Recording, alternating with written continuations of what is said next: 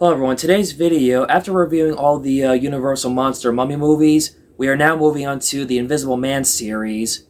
In today's video, I'll be reviewing The Invisible Man from 1933. With Universal's success with Dracula, Frankenstein, and The Mummy, Universal decided to make The Invisible Man based on the H.G. Wells novel. It was directed by James Whale. After success with Frankenstein and The Old Dark House, Universal wanted to make and direct The Invisible Man.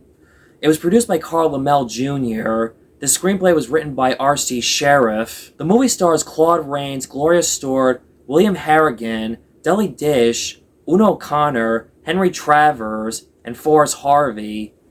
The movie was released on October 31st, 1933. The Invisible Man is about Dr. Jack Griffin, who discovers and invents a formula that can make him invisible.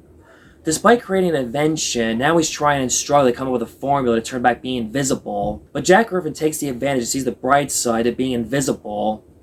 It gets to his mind. Jack goes on a violent rampage, and the police have a hard time capturing him. As usual, before I dive into this review, it's time for my show and tell of the Universal Monsters DVD/Blu-ray collection. The first time I ever saw The Invisible Man was on this DVD right here, The Invisible Man. I love the artwork to this. Pretty cool movie poster. And of course, in the 2000s, my dad upgraded and he got the whole Universal Monsters of the Invisible Man series on DVD. This has the Invisible Man up into Invisible Man's Revenge. I'm not sure why. This one does not have Abbott and Costello meet the Invisible Man. And of course, in 2022, we upgraded and have it on Blu-ray. Now, for some reason, this one has, up until the first movie, to Abbott and Costello meet the Invisible Man. The highlight of the performance of this film is Claude Rains as the Invisible Man, Jack Griffin. He is just great and fantastic in this film. He's a jerk and a dick, and yes, you feel bad for him, you sympathize him, because you realize how that he is misunderstood. All he wanted to do was turn back being invisible.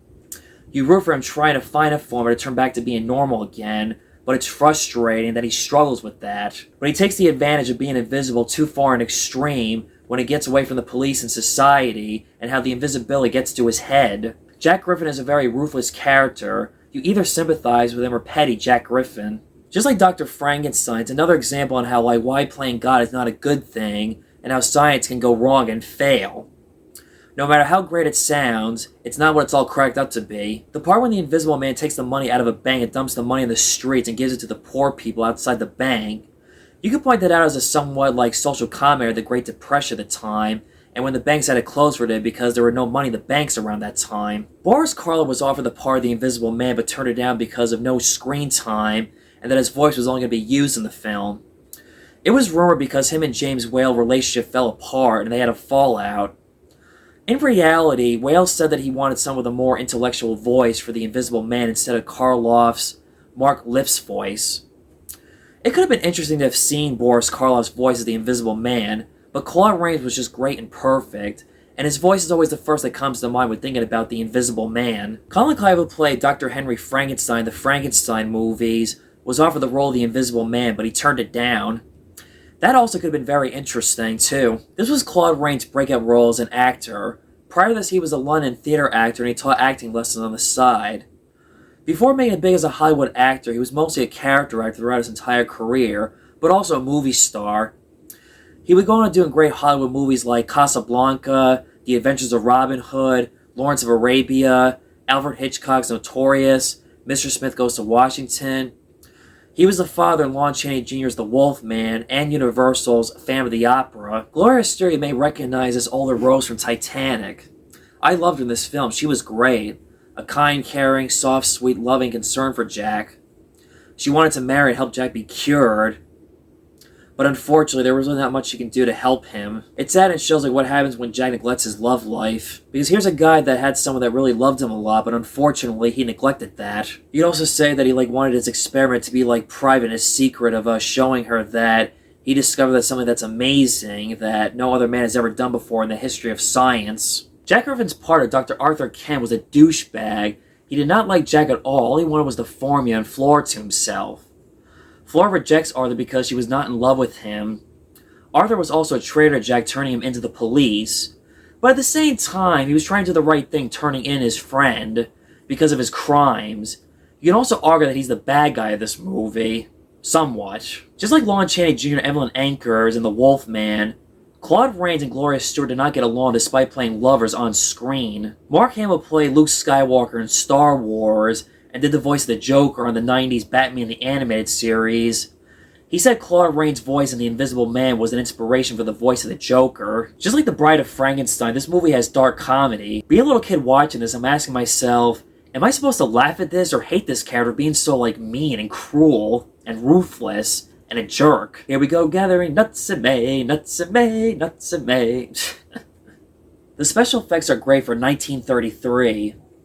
Amazing how well done they were back in the 1930s with Arthur Edson, who was a cinematographer of film noir films like The Maltese Falcon.